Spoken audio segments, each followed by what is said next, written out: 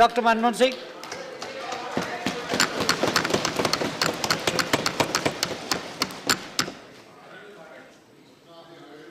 Mr. Chairman, sir,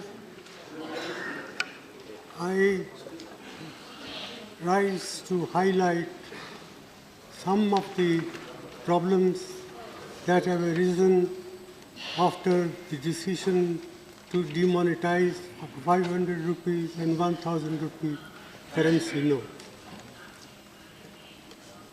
Prime Minister has been arguing that this is the way to curb black money, to prevent growth of forfeited currency note, and also to help in control of terrorist finance activities. I do not disagree with these objectives, but what I do want to point out is that in the process of demonetization, monumental mismanagement has been undertaken, about which today there is no two opinions in the country as a whole. Even those who say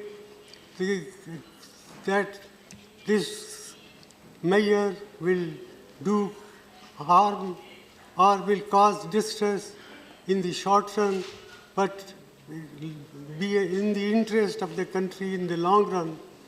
Well, I am reminded of what John Keynes said once, in the long run, all of us are dead.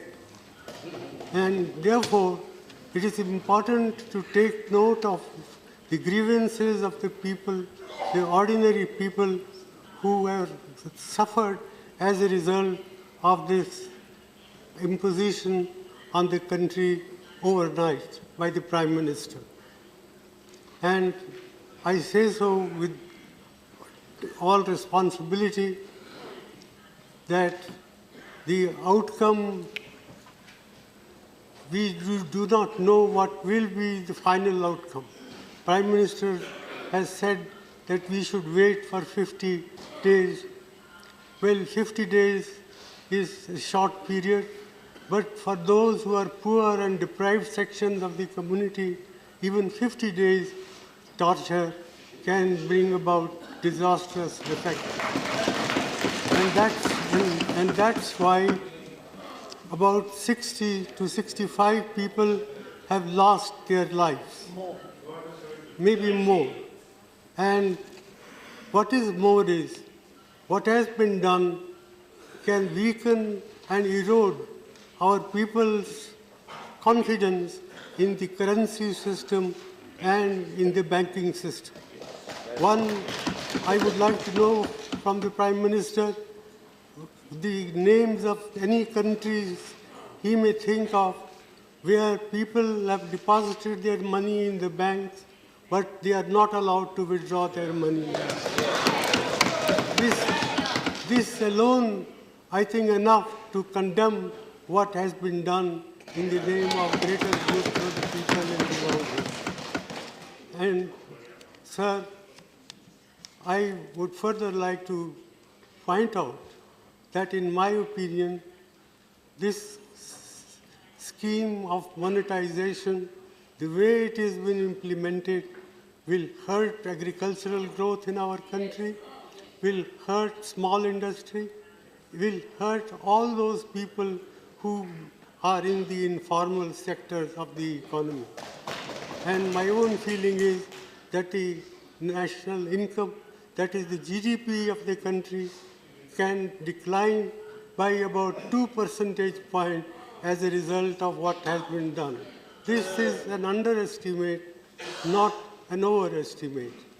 Therefore, I feel that the Prime Minister must come with some constructive proposal how we can implement this scheme and at the same time prevent this distress that has been caused to the common people. It is no good that every day the banking system comes with modification of the rules, the conditions under which people can withdraw money. That reflects very poorly on the Prime Minister's office, on the Finance Minister's office, and on the Reserve Bank of India. I am very sorry that the Reserve Bank of India has been exposed to this sort of criticism, which I think is fully justified. I therefore not like to say much more than this. I urge upon the Prime Minister to find practical, pragmatic ways and means to relieve the distress of the people who happen to be a great majority of our people. After all, 90% of our people work in the informal sector. 55% of our workers in agriculture are feeling distress. The cooperative banking system, which serves large number of people in the rural areas, is non-functional. It has been prevented from handling cash. So, in all these measures convince me that the way the scheme has been implemented, it's a monumental management failure, and in fact, it is a case of organized loot and legalized plunder of the government.